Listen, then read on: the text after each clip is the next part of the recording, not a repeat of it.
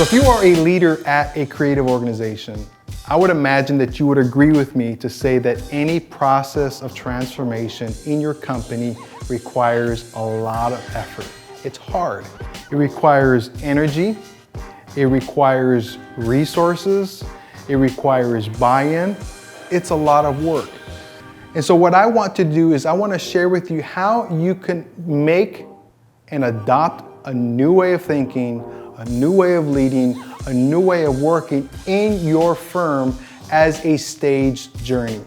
I want to think of it as the journey of adoption. And I think of the journey of adoption in 3 different steps. The first thing is, if you're going to adopt a new way of working, even at a very small level, there is this stage of bringing about awareness.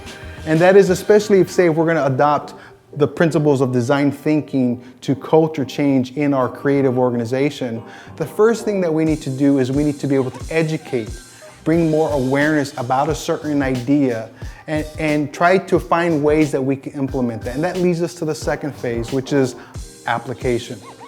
Now, when we think of application, I am not asking you, in fact, I am warning you against the idea of trying to apply everything that you have learned across the entire company. What I am suggesting to you is that you take that awareness and apply it to one small area within your company. It might be one small task within one team, within one functional area, so that you can test it. You can test your awareness, you learn by doing, you apply it to one small area, and you see the success that it can bring in that one area. And once you see success in that one area, then you can start to increase your inner circle. You can bring more people into the place of awareness that bring more applications so that you can enter into the third phase, which is adoption. Widespread awareness, widespread application to the point that this becomes widespread adoption. And the thing is that we cannot begin these things from a point of mandates, or that people need to respond out of compliance, that this is something that they are required to do.